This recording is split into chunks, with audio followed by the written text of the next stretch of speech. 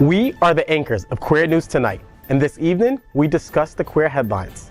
Tomorrow night, the Master Chorale of South Florida kicks off Pride Month with considerate Matthew Shepard. This year's Wilton Manor Stonewall Pride will go beyond just the parade and celebrate a weekend of women. The National Park Service has reversed the ban on uniformed employees participating in Pride, as previously reported on Queer News Tonight. The Vatican has issued a statement apologizing for the Pope's reported use of a gay slur. The best of LGBTQ plus gaming characters and studios will be celebrating as the Gayming Awards 2024 are presented on June 25th. Good evening. Welcome to Queer News Tonight. This is the world's first and only LGBTQ plus daily evening television news show, broadcasting live available on demand, available on smart television, including Roku, Apple TV, Android TV, Amazon TV, Twitch, YouTube, and Facebook. It's time to queer up the news for Thursday, May 30th, 2024. We are live and literally out of the closet and into the headlines. So many of your important stories we're going to tell this evening on Queer News Tonight.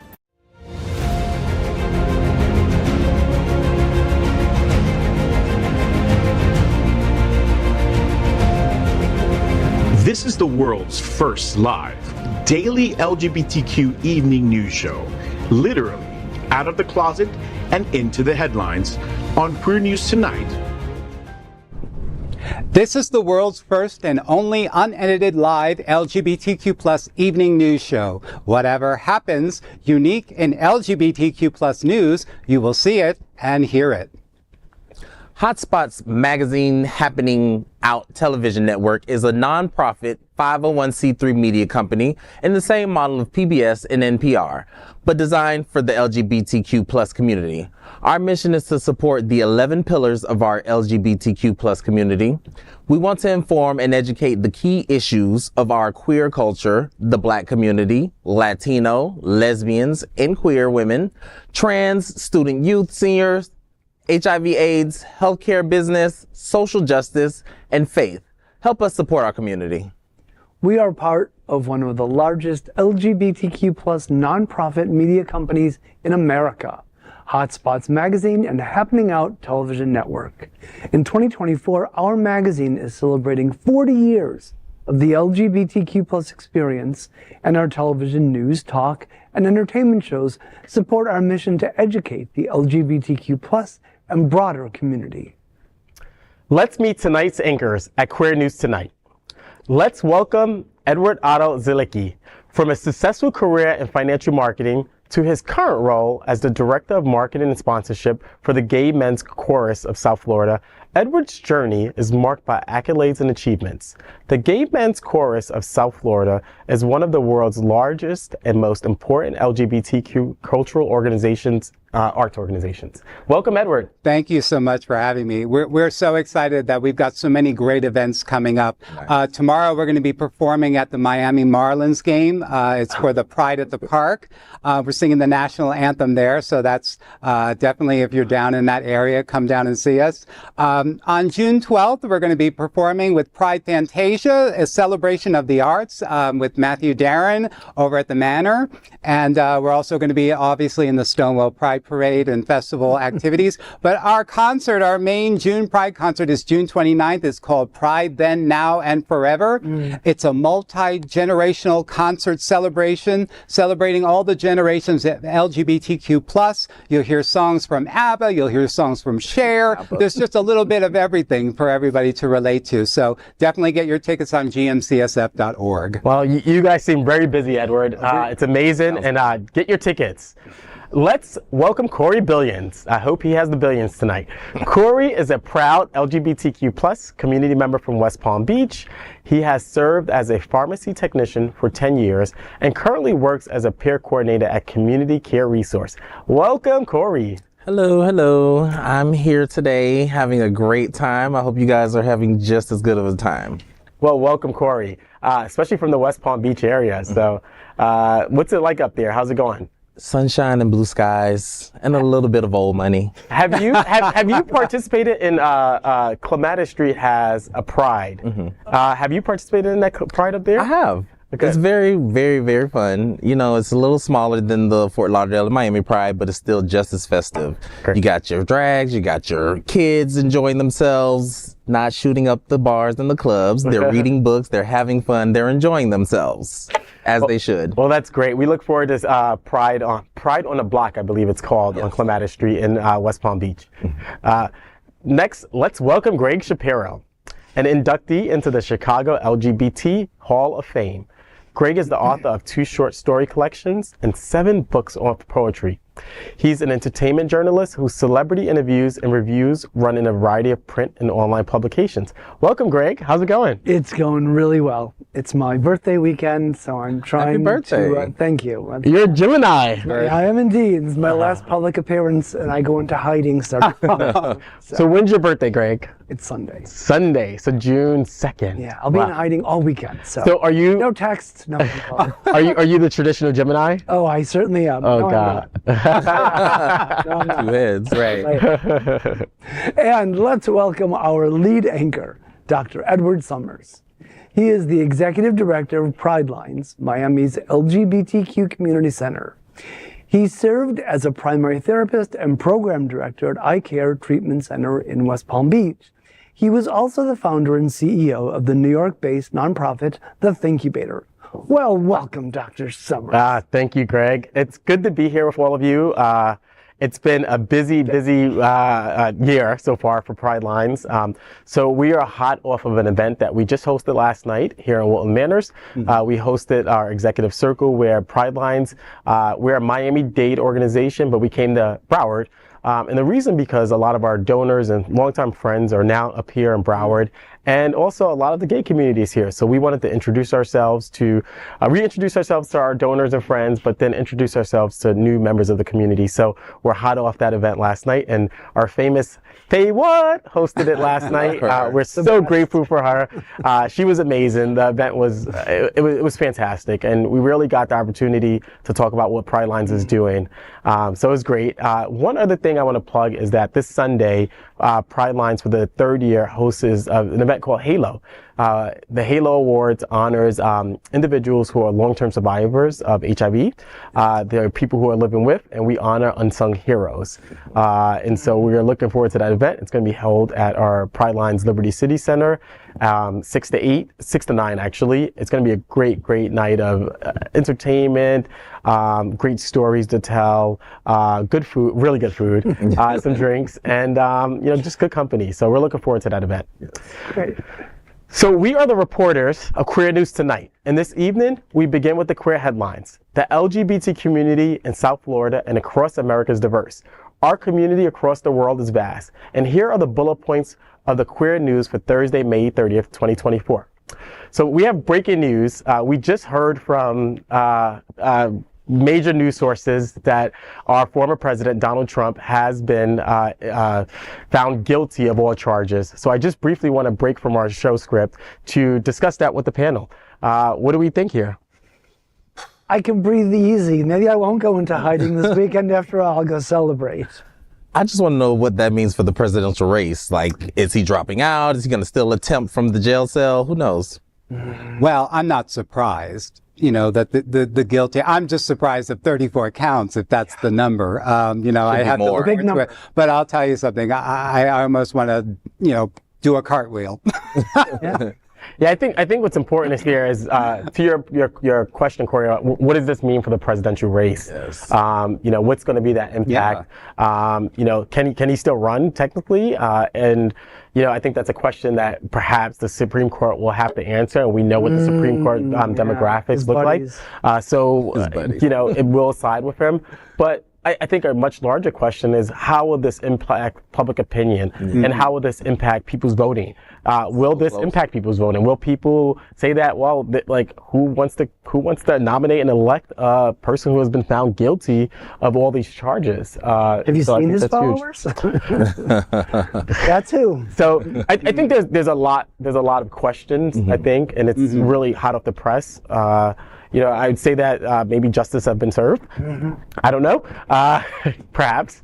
And you know, these juries are impartial, right? Like they're 12 members who, you know, theoretically listened to the case, listened to the testimony, evaluated the evidence, and based their decisions based on that, based on what was presented. I will say, having listened to some of the trial, the defense presented a short and weak defense. I'm not a lawyer. I was a paralegal at one point, but I seemed like the defense was pretty weak, actually. They really didn't do much in defending them, and they didn't really call that many witnesses, quite frankly. So I don't know if it's surprising that it took this long, but it's just, he's been in the presidency, out of the presidency, causing chaos, causing commotion, and we get all the way down the road to a possible potential another presidential seat, and it's like, why now?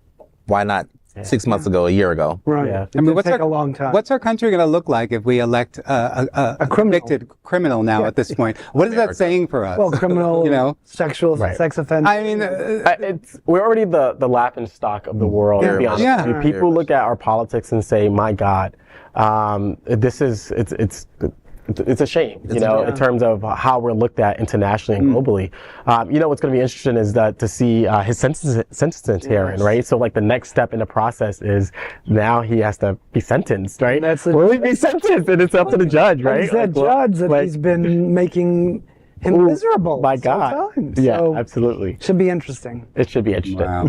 Well, thank you for commenting on this breaking news. Stay tuned. I'm sure Queer News Tonight will continue to cover this as we learn more. So let's begin our show with Let's Queer Up Gay Culture. This weekend, the Master Chorale presents Considering Matthew Shepard at Sunshine Cathedral. This weekend, join the Master Chorale of South Florida as they launch Pride Month with Craig Hella Johnson's Considering Matthew Shepard, an evocative and compassionate musical response to the infamous anti-gay hate crime that claimed the life of Matthew Shepard 25 years ago. The event will be held May 31st and Saturday, June 1st at the Sunshine Cathedral Center for the Performing Arts. It is sponsored in part by Our Fund Foundation and is this season's Concert with a Cause, featuring a portion of the all proceeds will be shared with SunServe. Wow, I'm excited that this has come here to Sunshine Cathedral in the Center for Performing Arts. Matthew Shepard, 25 years ago, was such a devastating and tragic, malicious, terrible beating that happened 25 years ago that impacted all of America, quite frankly, and brought rise to issues impacting the gay community, and in particular brutality and harm. And so I'm glad that this performance is coming here. And I love the fact that also that it's a performance that's going towards a cause and that it's benefiting a great organization like SunServe. I love SunServe. Tony Lima and his team is amazing. They're amazing partners to me at Pride Lines.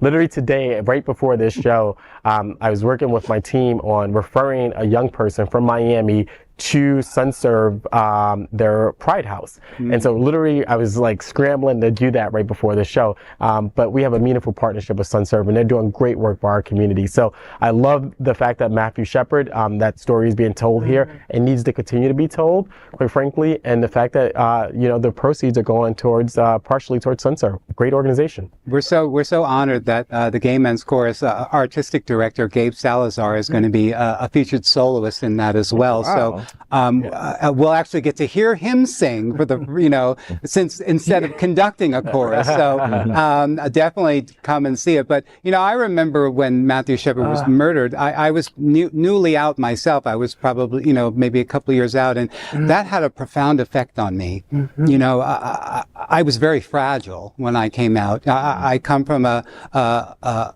predominantly Republican family, and so when I was coming out, it was very fearful for me and my safety. So, you know, when I hear stories like Matthew Shepard, it always resonates with me. But to see this piece of work actually be brought to South Florida is really speaks well of Master Chorale, and I have my ticket, so I can't wait to go and see it. Well, Brett Kyerland, the artistic director and conductor of Master Chorale of South Florida, was on the show, and the chorale is described as the voice of South Florida. So it's kind of a big title to carry. Yes.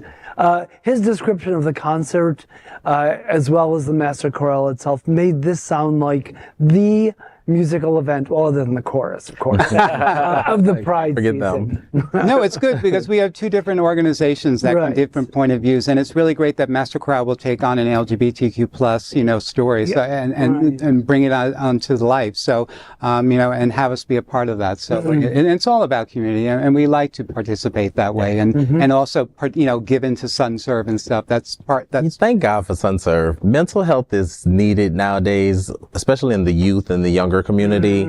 There's so much with social media and the anxieties of the world that I couldn't deal with nowadays. So the fact that there's an outlet that can reach you from Miami, Fort Lauderdale, West Palm, it's one of the major organizations in the world with LGBTQ plus mental health. So I love them. No, it's a great organization, and get your tickets. It's tomorrow and Saturday, so it's here. Corey? 55 years of celebrating our LGBTQ plus history, from the 1969 Stonewall riots to the 2024 Stonewall Parade. These are the stories of Stonewall Pride. Stonewall Pride Women's Weekend is press play with stage, VIP lounge, and parties. Stonewall Pride isn't just a one-day affair. It's a weekend celebration of diversity and inclusion. This year, one of the standout features is the Women's Press Play Weekend, offering a range of events to commemorate LGBTQ plus pride. It is part of the Stories of Stonewall Pride that celebrates lesbian and queer women. Kicking off on Friday, June 14th, is Les Chic at the Well, setting the tone for the weekend with the fun women's party. June 15th features the Cure Leaf Women's Stage and the Women's Lounge, presented by Lexi Goza State Farm, providing spaces for women to come together and celebrate. On the same day is the Pandora Women's Dance Party. The festivities continue into Sunday, June 16th, with the Pandora events, Women's Brunch Party. Tickets and further information about events are available at stonewallpride.lgbt. Press Play is Hotspots Magazine's Happening Out television network's growing commitment to telling the stories of the women in our LGBTQ plus community. We invite you to visit the special website for news, events, and the many stories told about our sisters in our community. These are the stories of Stonewall Pride coming to Wilton Manor on June 15th. Shout out to my lesbians. We love you. It's not all about the guys. I think sometimes the women fall short. There's such a focus on the male homo instead of the female homo. But I love these type of events because, boobs. Thank God for them. Well, sisterhood is powerful. That too.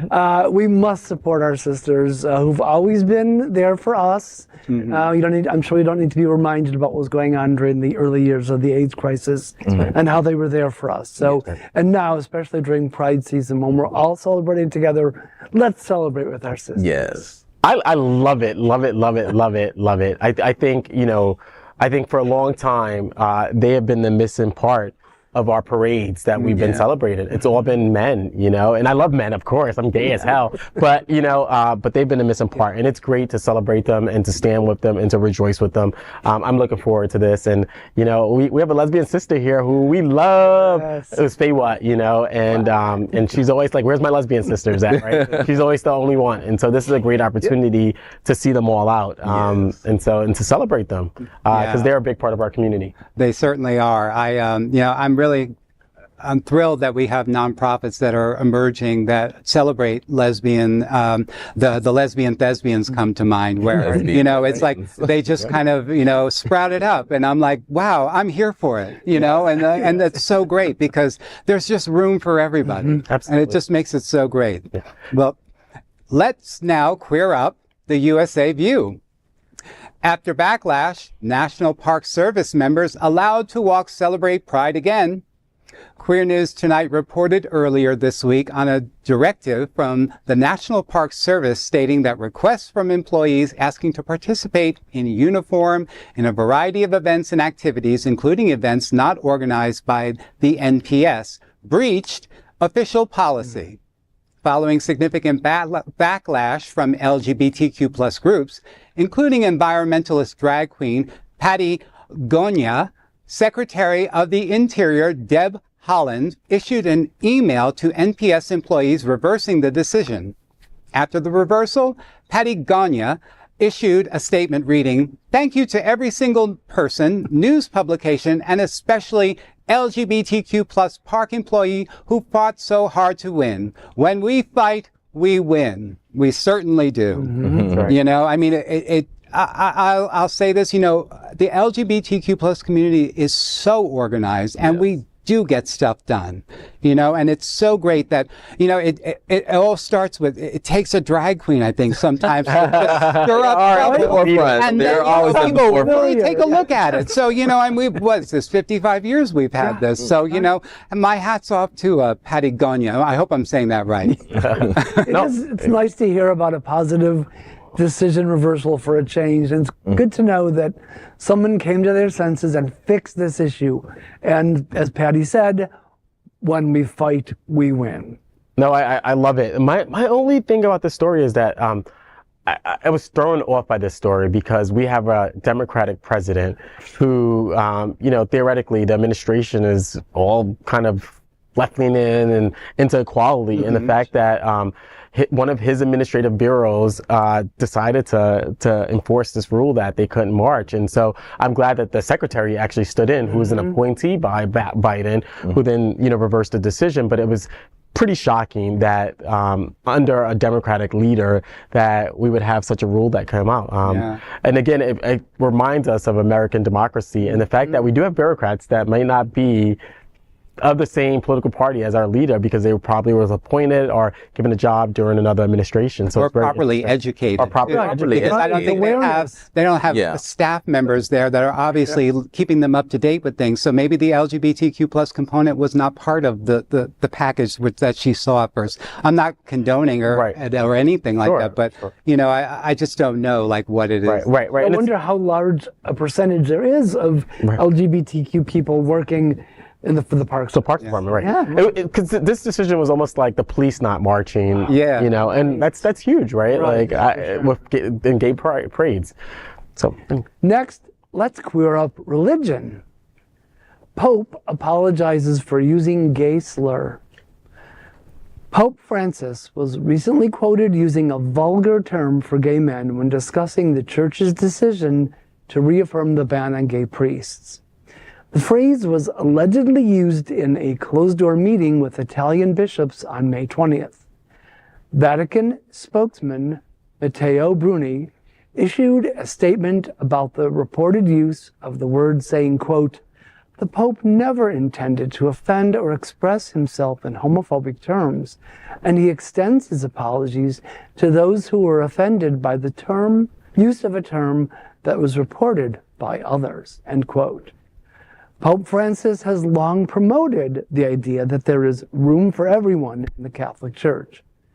Natalia Imperatori Lee, chair of the Religious Studies Department at Manhattan College, said, quote, "More than the offensive slur uttered by the Pope, what is damaging is the institutional church's insistence on banning gay men from the priesthood, as if we all do not know and minister alongside many gifted celibate gay priests," end quote.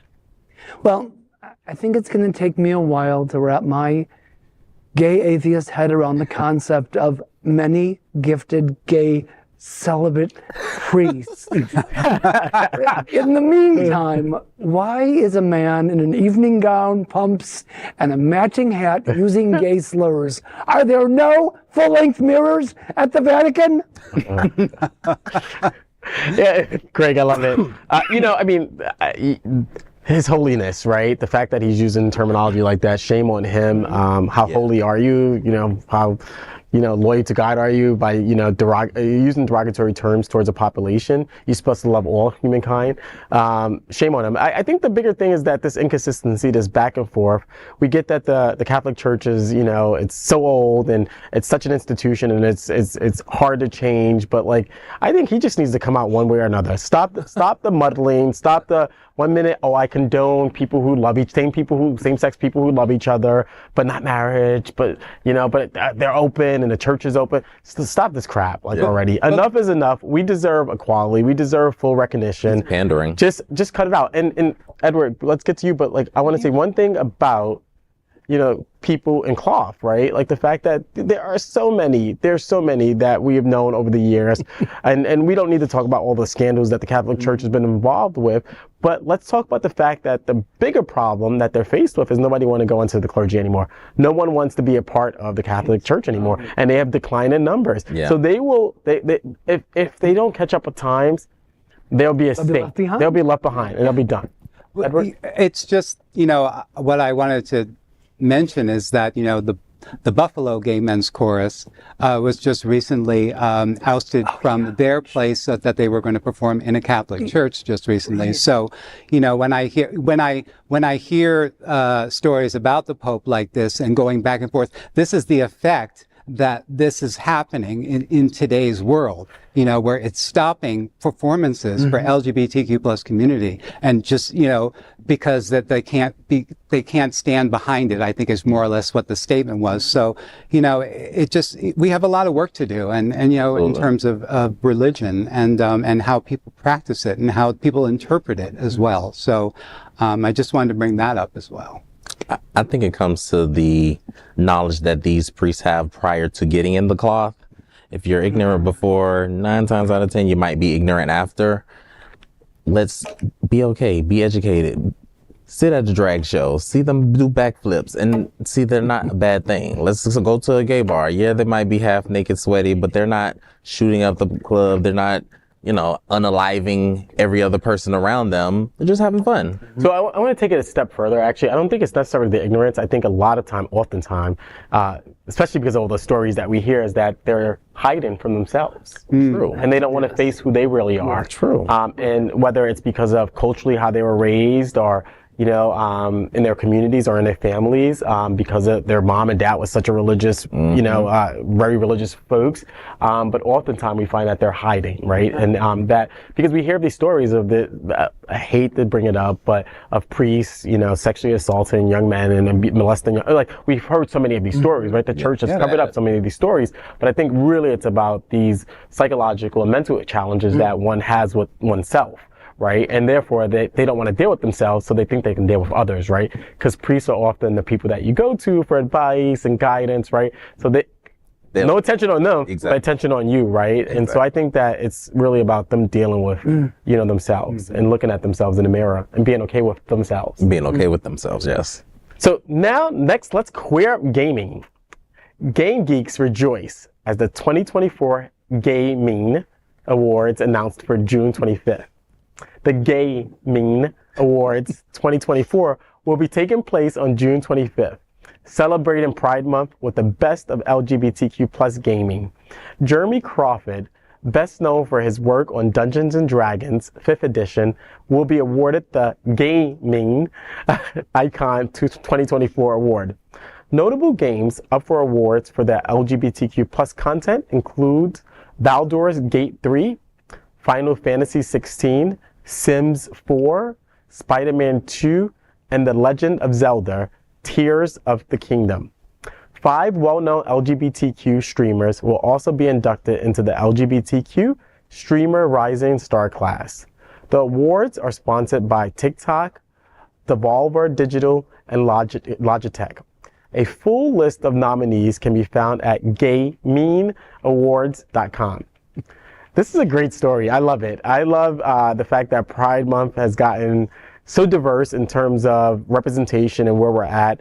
This is another sector, another industry that we're, breaking barriers and that we're included in and that we're being recognized. And so I think it's pretty amazing that this is happening, and that I didn't realize the the gay influence on so many, games that exist. And these are some popular games that I know my son plays. I have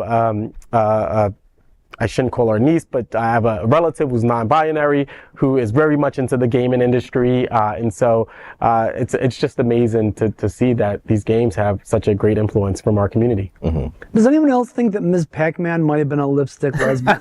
I mean, I was just thinking. And also, I'm wondering, does Wordle count as gaming? Because I play every morning and You're showing your age. You're talking my era, because I remember, the arcade games growing up on the shore of New Jersey, going to the that was my extent, and I think Atari is where I stopped. But but I do remember that the escapeness of it, and I do remember that it was kind of part of the whole fantasy. So I'm so glad that there's a good positive connection around gaming for those LGBTQ plus people that that need that, and that I'm thrilled. I think Sims 2 is the game that you build cities, I believe. Yeah, Sims. So I think that not only is it an escape from the real world, but this is an opportunity to express your creativeness, your innovation, like in a game like Sims, where you can build cities, right? And you can actually learn negotiating build skills. the perfect woman. Or build, right. But so there are some skills that are also about developed. Transitioning, you can have this avatar, and this is me, this is what I'm going to look like, and it's a great escape. This is so great, because then it trickles down to who's creating these games, and then you have maybe there's LGBTQ plus people that are behind there, doing the graphics and the storylines and stuff. So hey, you know what? That's one I'm all for that. And who doesn't love playing with a joystick? Love it. But but I think that this is a way to also foster greater understanding and acceptance among younger people, right, that are coming of age. And I do notice that this, and I used to be a professor, I do notice that this next generation is very different. They're more open. They're less committal about their sexual orientation, their or their gender. They're open, and they may be in love with a man one day and a woman the next day, or a trans person. Okay. So it's okay, and they're open about it. I have a bunch of nieces and nephews. I'm one of 12, and so I have 46 nieces and nephews. But they often, talk about their friends like so casually, and I'm just like, oh God, like no big deal. No big deal. Yeah. But when I was in high school, I was in the closet. I was a whisper. Listen, I was in the closet. I was hiding, go to West Village in New York, driving my car around looking to pick somebody up. I mean, like that was the environment back then, but it's so different. But I think that this helps to even foster even greater acceptance among young people, particularly those households that are raised by religious parents or conservative parents who may not be that accepting. This is a platform and a way in which it's a community. A community can be built, but greater understanding and awareness can happen. Yeah. Well, tonight's broadcast is presented by viewers like you and the generous support by Visit Lauderdale, everywhere under the sun.